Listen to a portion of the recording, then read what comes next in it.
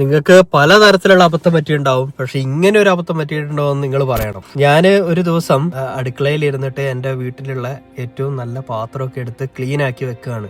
എന്താ സംഭവം എന്ന് ചോദിച്ചു കഴിഞ്ഞിട്ടുണ്ടെങ്കിൽ, ഞാൻ വന്ന സമയമാണ് ഏകദേശം ന്യൂസിലാൻഡിൽ വന്ന ഒരു 3 മാസം ഒരു ജോലിക്ക് കയറിയായിട്ടുള്ളൂ. എല്ലാം ഓക്കെയാണ്, പക്ഷെ ഇവിടുത്തെ കൾച്ചറും അങ്ങനത്തെ കാര്യങ്ങളൊന്നും അറിയില്ല.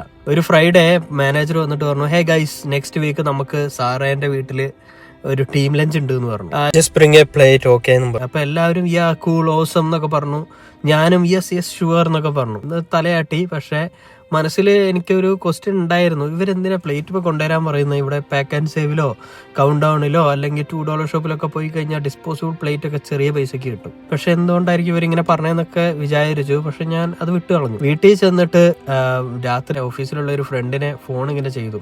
ഫോൺ ചെയ്തിട്ട് ഇങ്ങനെ പ്ലേറ്റ് കൊണ്ടുവരുന്ന കാര്യം പറഞ്ഞു. അപ്പം ഓപ്പോസിറ്റ് നിൽക്കുന്ന ആൾ ഒരു 2 സെക്കൻഡ് സൈലൻസ്, പിന്നെ ഭയങ്കര ഒരു ചിരി. അത് കഴിഞ്ഞിട്ട് അവിടെ ആരോടോ പറഞ്ഞും ചിരിക്കുന്നുണ്ട്. എനിക്കെന്താ കാര്യം എന്ന് മനസ്സിലായില്ല.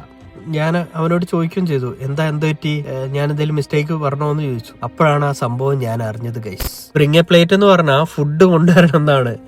ഒരു ഡിഷ് ഷെയർ ചെയ്യാൻ വേണ്ടിയിട്ട്, അല്ലാതെ എംപ്റ്റി പ്ലേറ്റ് അല്ല കേട്ടോ. ആ നിമിഷം എൻ്റെ കോൺഫിഡൻസ്, എൻ്റെ ഡിഗ്നിറ്റി ന്യൂസിലാൻഡിൽ ഞാൻ ബിൽഡ് ചെയ്ത് വെച്ച എൻ്റെ ഇമേജ് പോയി.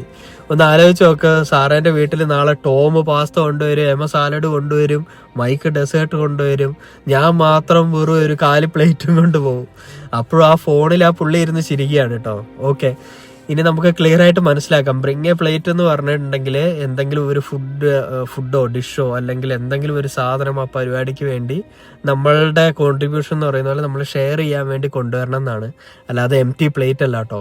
USA ഇതിന് പോട്ട്ലക്ക് എന്നാണ് വിളിക്കുക. UK ബ്രിങ് സംതിങ് എന്നൊക്കെ പറയും തോന്നുന്നു.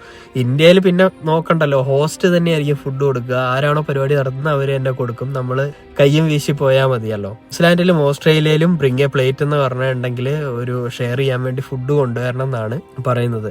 ന്യൂസിലാൻഡിൽ ഒരു ലോക്കൽ ആൾക്കാർ അല്ലെങ്കിൽ ഇവിടെയുള്ള ആൾക്കാർ നിങ്ങളോട് ബ്രിങ് എ പ്ലേറ്റ് എന്ന് പറഞ്ഞാൽ അത് ഇൻസൾട്ട് ആയിട്ടോ ഒരു ടെസ്റ്റ് ആയിട്ടോ ഒന്നും കരുതണ്ട. നമ്മളൊരു ഫാമിലിനെ പോലെ കൺസിഡർ ചെയ്തിട്ട് നമ്മളോടും കൂടെ ഒരു ഡിഷ് ഷെയർ ചെയ്യാൻ ആണ് ഉദ്ദേശിക്കുന്നത്. ആ പ്ലേറ്റ് ഇപ്പോഴും എൻ്റെ കിച്ചണിൽ ഇരിപ്പുണ്ട്. അതെപ്പോൾ കണ്ടാലും ഞാൻ ഈ കഥ ഓർക്കും. പക്ഷെ സീരിയസ്ലി ഇങ്ങനെ ഒരു എംബാരസ്മെന്റ് ഇല്ലായിരുന്നെങ്കിൽ ഞാനിതൊരിക്കലും പഠിക്കില്ലായിരുന്നു കേട്ടോ.